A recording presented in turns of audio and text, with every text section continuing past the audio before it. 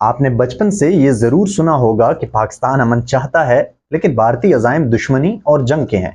بالکل اسی طرح سرحد کے اس طرف ہمارے بھارتی دوستوں نے بھی یہ بات ضرور سنی ہوگی کہ بھارت تو امن چاہتا ہے لیکن پاکستان امن نہیں چاہتا۔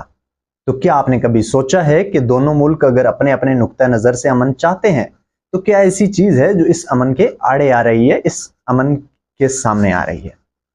آج ہم بات کریں گے پاکستان بھارت تعلقات کی، اور ایک نئے زاویے سے، ایک نئے اینگل سے ان تعلقات کو جانچنے کی کوشش کریں گے۔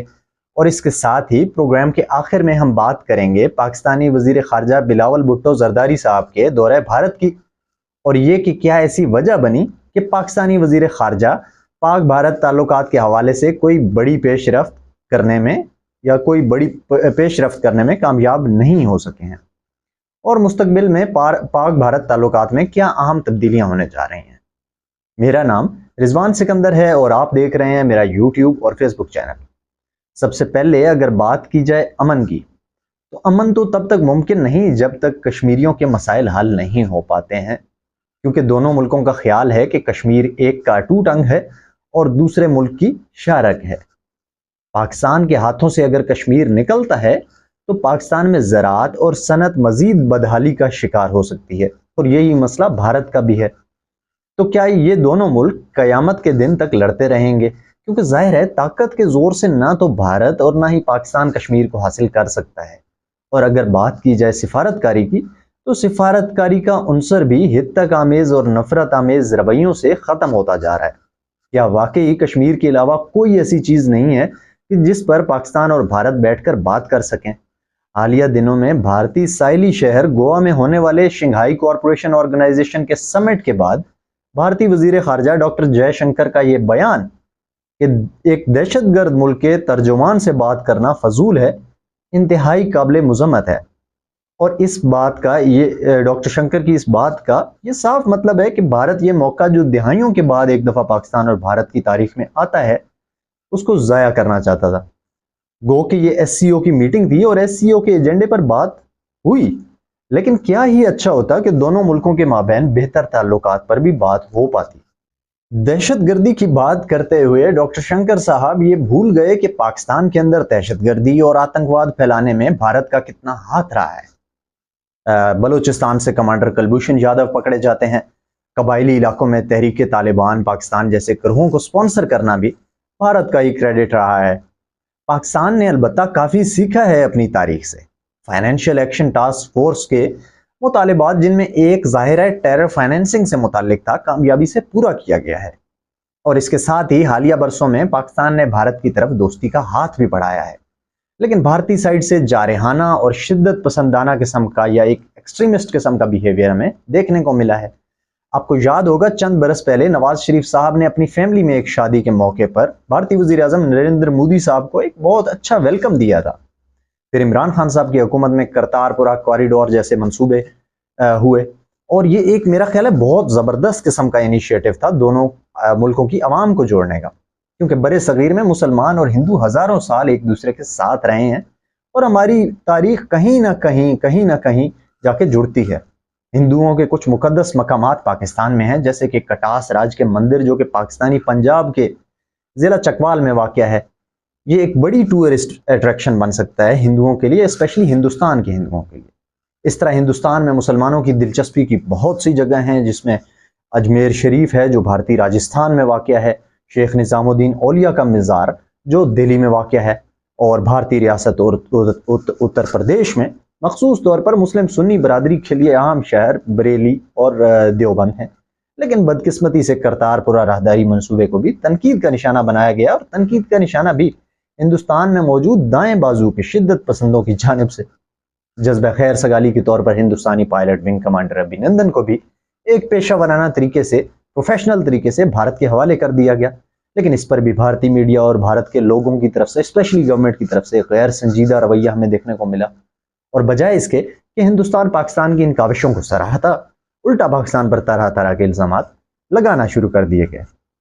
شاید اس سب کا سبب بھارت کی ایک ابھرتی ہوئی معاشی طاقت ہے، ایک اس کا معاشی مسئلہ ہے، جس نے بھارت کو ایک گمنڈ اس پر ظاہر ہے، اس کو ہونا بھی چاہیے، لیکن بھارت کو یہ بات نہیں بھولنی چاہیے کہ ग्लोबल हंगर इंडेक्स में भारत पाकिस्तान से 20 दर्जे पीछे है।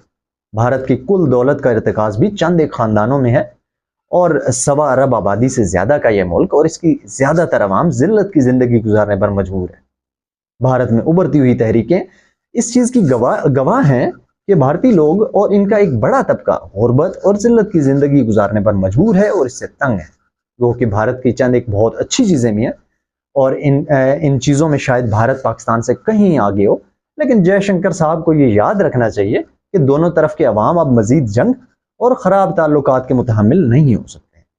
जहां भारतीय मीडिया शंकर साहब की 40 साल के जो 40 साल कैरियर है, उनका सिफारती कैरियर और उनकी जो सिफारती तजर्बेकारी है उसको सराह रहा है, वहीं एक सवाल जन्म लेता है कि क्या कामयाब सिफारतकारी का मतलब मुज़ाकरात से भागना होता है या मुज़ाकरात से इनकारी होना होता है, या कामयाब सिफारतकारी का मतलब ये होता है कि कैसे भी हालात हों एक सिफारतकार बर्फ को पिघलाने की कोशिश करता रहता है और दूसरे ममालिक को इंगेज करने की कोशिश करता रहता है।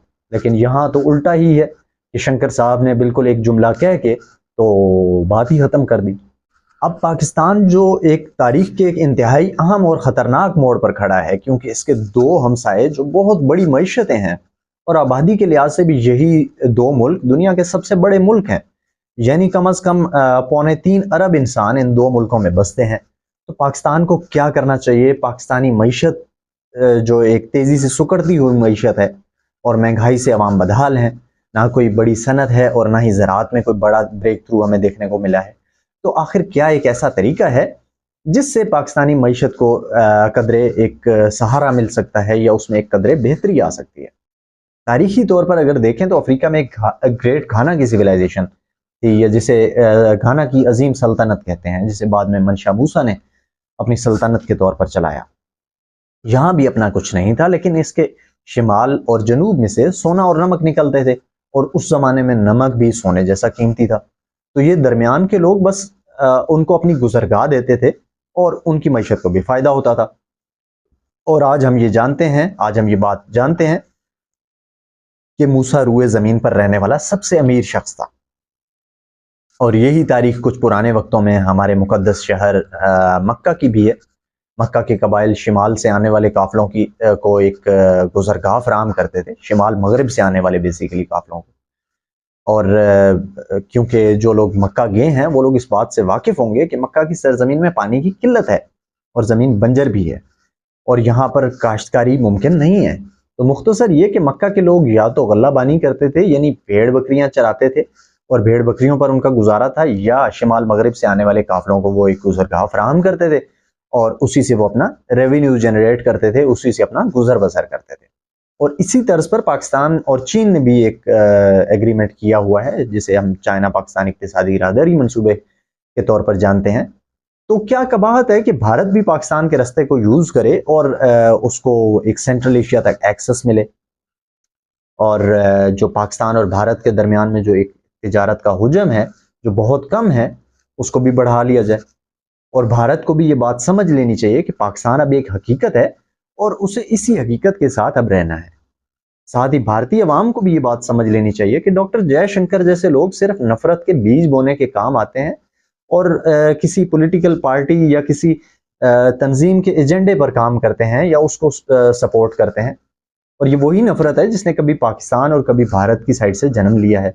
लेकिन आज के इस दौर में पाकिस्तान और भारत दोनों में जहां मुआशी नाइंसाफियां हद से तजावुज कर चुकी हैं और दुनिया अपनी तारीख का एक मुश्किल बहरान उससे दुनिया गुजर रही है, वहीं कुछ लोग अमन से रहने की बात पर तिलमिला उठते हैं।